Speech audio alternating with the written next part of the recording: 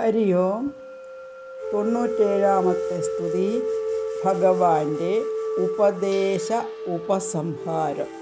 ഇത് ഭാഗവതത്തിൽ 11-ാമത്തെ സ്കന്ധം 29-ാമത്തെ അധ്യായം 37 മുതൽ 39 വരെ.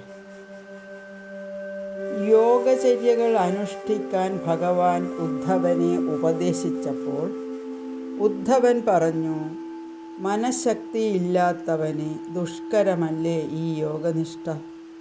അതുകൊണ്ട് കുറച്ചുകൂടി ലളിതമായി പുരുഷന് സാധിക്കാവുന്ന മാർഗം എന്നോട് പറയണം.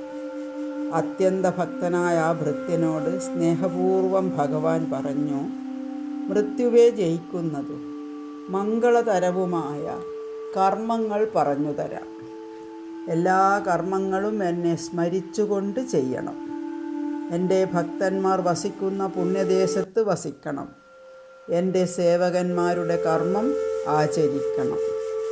ഗീത നൃത്യാദികളോട് ചേർന്ന് ഘോഷയാത്രയും മഹോത്സവവും നടത്തണം. എൻ്റെ ഭക്തൻ എന്നെ ആത്മാവായി കാണണം. എന്നെ തന്നെ സർവഭൂതങ്ങളും സർവജന്തുക്കളും എൻ്റെ ഇരിപ്പിടമെന്നറിഞ്ഞ് ചണ്ടാളനെയും മൃഗങ്ങളെയും വന്ദിക്കണം. അങ്ങനെയുള്ളവൻ സർവവും ബ്രഹ്മമായി കാണും. യുക്തിയുക്തമായ ഈ തത്വജ്ഞാനം നന്നായിട്ട് മനസ്സിലാക്കിയാൽ മുക്തനായി തീരുന്നു. നിരീശ്വരരോടും ഭക്തിയില്ലാത്തവരോടും ഇത് ഉപദേശിക്കരുത്. നിനക്കിതുകൊണ്ട് സർവ പ്രയോജനവും ഉണ്ടാകും.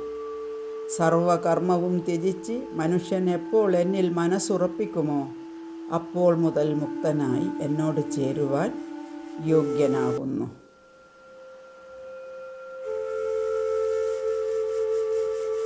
ഇതെല്ലാം കേട്ട് ഉദ്ധവർ കൈകൾ കൂപ്പി ഭഗവത് പാദങ്ങൾ നോക്കിക്കൊണ്ട് സ്തുതിക്കുന്നു. സ്തുതി കേൾക്കാം. ഉദ്ധവ ഉവാച വിദ്രാവിദോ മോഹമഹന്തകാരോ യ ആശ്രിതോ മേ തവ സന്നിധാനാത് വിഭാവസോ കിം नु സമീപഗസ്യ ശീതം തമോ ഭീപ്രഭവന്ത്യജാദ്യ പ്രത്യർപ്പിതോ മേ ഭവതാനുകമ്പിന ഭൃത്യായ വിജ്ഞാനമയ പ്രദീപഃ ഹിത്വാ കൃതജ്ഞസ്തവ പാദമൂലം കോന്യസമീയാചരണം ത്വദീയം വൃക്ണശ്ച മേ സുദൃഢസ്നേഹപാശോ ദാശാർഹവൃഷ്ണ്യന്ധകസത്വതേഷു പ്രസാരിതസൃഷ്ടിവിവൃദ്ധയേ ത്വയാ സ്വമായയാ ഹ്യാത്മസുബോധഹേതിനാ. എന്നെ ബാധിച്ചിരുന്ന അന്ധകാരം മുഴുവൻ നീങ്ങി എനിക്ക് വിവേകമായ വെളിച്ചം തന്നുവല്ലോ.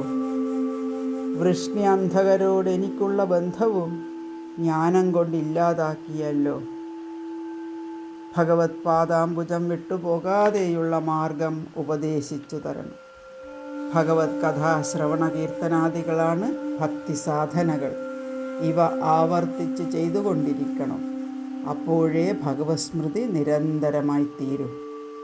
ഭക്തിയോഗത്തിൻ്റെ മഹിമ ഓർമ്മിപ്പിച്ചുകൊണ്ട് ഭഗവാൻ ഉപദേശം അവസാനിപ്പിച്ചു. എല്ലാം സശ്രദ്ധം കേട്ടിരുന്ന ഉദ്ധവൻ ഭഗവാന്റെ മുമ്പിൽ പ്രണമിച്ചുകൊണ്ടിങ്ങനെ പ്രാർത്ഥിച്ചു.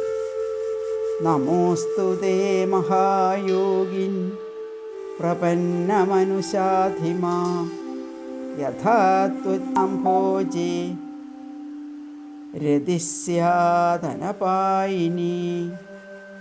മഹായോഗീശ്വരനായ അവിടുത്തേക്ക് നമസ്കാരം.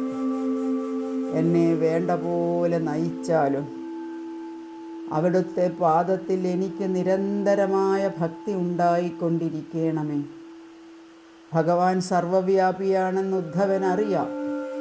എന്നാലും ഭഗവാനെ വിട്ടുപോകാൻ വല്ലാത്ത വിഷമത്തോടെ ഗദ്ഗദകണ്ഠനായി അശ്രുക്കൾ പൊഴിച്ച് വീണ്ടും വീണ്ടും ആ പാദത്തിൽ വീണു. അപ്പോൾ ഭഗവാൻ പറഞ്ഞു, ഉദ്ധവ, നീ ബദരിയാശ്രമത്തിൽ പോവുക. എൻ്റെ പാദതീർത്ഥമാകുന്ന അളകനന്ദയിൽ സ്നാനം ചെയ്ത് ശുദ്ധനായി ഭവിക്കുക. എല്ലാ കർമ്മങ്ങളും എന്നിൽ അർപ്പിച്ച് മനസ്സും വാക്കും ഇന്ദ്രിയങ്ങളും നിയന്ത്രിച്ച് സദാ ഭാഗവത ധർമ്മങ്ങളിൽ അതീവ താത്പര്യത്തോടെ കഴിയുക. ഞാൻ ഉപദേശിച്ചതെല്ലാം ധ്യാനിച്ചും ഉപദേശിച്ചും ആ പുണ്യ ആശ്രമത്തിൽ വസിക്കുക. 3 ഗതിയും കടന്ന് നീ എന്നിലെത്തും. ഇത് കേട്ട് ഉദ്ധവർ ഭഗവാനെ പിരിയേണ്ട സങ്കടത്താൽ ആർദ്രചിത്തനായി ഭഗവാനെ പ്രദക്ഷിണം വെച്ച് ആ പാദങ്ങളിൽ ശിരസ് ചേർത്ത് അശ്രുബാഷ്പം കൊണ്ട് അഭിഷേകം ചെയ്തു. നിൽക്കുന്നത് കണ്ടപ്പോൾ ഭഗവാൻ തൻ്റെ മെതിയടികൾ ഉദ്ധവന് നൽകി സമാധാനിപ്പിച്ചു. അത് സാദരം വാങ്ങി ശിരസിൽ വെച്ച് വീണ്ടും നമസ്കരിച്ച് ആദരപൂർവം തൊഴുത് ദ്വാരക വിട്ട് ഇറങ്ങി നടന്നു. ഉദ്ധവർ ബദര്യാശ്രമത്തിൽ എത്തി ഭക്തി സാധനകളും തപസ്സും അനുഷ്ഠിച്ചു. അവസാനം സായുജ്യമുക്തി പ്രാപിക്കുകയും ചെയ്തു.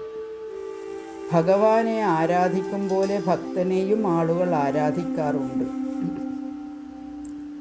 ശ്രീ ഹനുമാൻ ശ്രീരാമഭക്തനായതുകൊണ്ടാണല്ലോ ഭക്തസഹസ്രങ്ങളാൽ ആരാധിക്കപ്പെടുന്നത്. ബദര്യാശ്രമത്തിൽ നരനാരായണന്മാരെ പൂജിക്കും പോലെ തദ്ദേശവാസികൾ ഉദ്ധവനെയും പൂജിച്ചു വരുന്നു. അവരുടെ ഉത്സവ ദേവതയാകുന്നു ഉദ്ധവർ.